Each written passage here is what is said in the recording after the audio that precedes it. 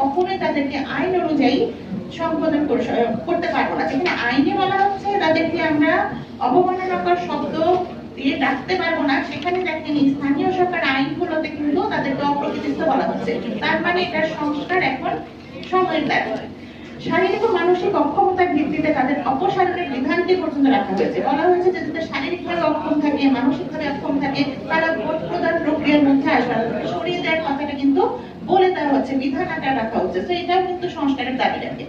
তথ্য ও নোটিশ যেগুলো দেওয়া হয় এই সমস্ত স্থানীয় সরকারের আইনের মাধ্যমে, সেগুলো প্রবেশগম্য নয়। প্রতিবন্ধিতা বিষয়ক তথ্য সেখানে সংগ্রহ করার বিষয়ে কোনো নির্দেশনা বা কোনো উল্লেখ আমরা কিছু পাইনি, খুঁজে পাইনি। এর প্রভাব বা ফলাফলটা কি দাঁড়াচ্ছে?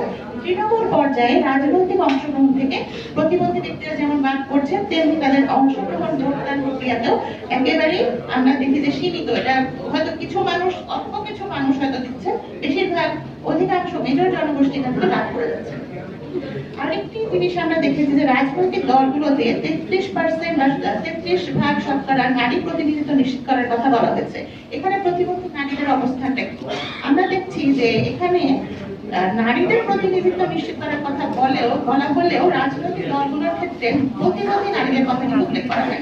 এখন আমি যদি নারীদের ভাগ করি যে কি কোন কোন নারী আছেন, এখানে দরিদ্র নারী, আদিবাসী নারী, প্রতিবন্ধী নারী, তারা সকল সুবিধা বঞ্চিত নারী, বিভিন্নভাবে আমরা বিয়ে, কন্যা, শিশু, বিভিন্ন ধরনের যারা ভোট দিতে পারবে, বয়স যদি হিসাব করি, নানান এই যে নানান প্রেক্ষাপটে, নানান কনটেক্সটে নারীদেরকে আমরা প্রতিনিধিত্ব নিশ্চিত করতে না পারি, তাহলে তো আসলে সকল নারীর জন্য যে 33% কোটা রাজনৈতিক দলগুলো নিশ্চিত করতে পারে না। প্রতিবন্ধী নারীদের অন্তর্ভুক্তির বিষয়টাতে এখানে জোরালোভাবে আমার মনে হয় নিয়ে আসা উচিত।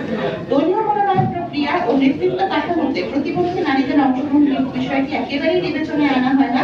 সাধারণত দেখা যায় যারা অপ্রতিবন্ধী নারী তারাই সবসময় মনোনয়ন পান, প্রতিবন্ধী নারীদের কখনোই মনোনয়নের কোনো সুযোগ বা সমান সুযোগ সেটা কখনোই দেওয়া হয় না। দলীয় সভা, প্রশিক্ষণ ও রাজনৈতিক কার্যক্রমে প্রবেশগম্যতা ও প্রয়োজন অনুযায়ী সহায়তা নিশ্চিত করা যায় না। নারী কোটা প্রতিবন্ধী নারীদের বহুমাত্রিক বৈষম্যকে স্বীকৃতি দেয় না।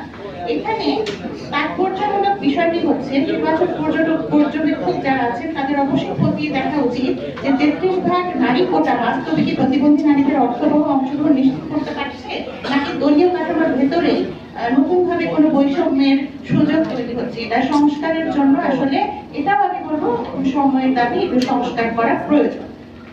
এক্সেসিবিলিটি বা প্রবেশগম্যতা এবং রিজনেবল অ্যাকোমোডেশন, মানে একজন ব্যক্তির যে প্রবেশগম্যতাকে নিড বেসড আমরা অ্যাডাপ্টেশন করবো, অভিযোজন করবো, সেখানে তিনটি প্রধান ঘাটতি আমরা খুঁজে পেয়েছি। একটা হচ্ছে ভোট কেন্দ্র অবকাঠামো প্রবেশগম্য নয়। ভোট কেন্দ্র নির্বাচন ও অনুমোদনের সময় র্যাম্প, সিঁড়ি, হাঁটার পথ, বুথের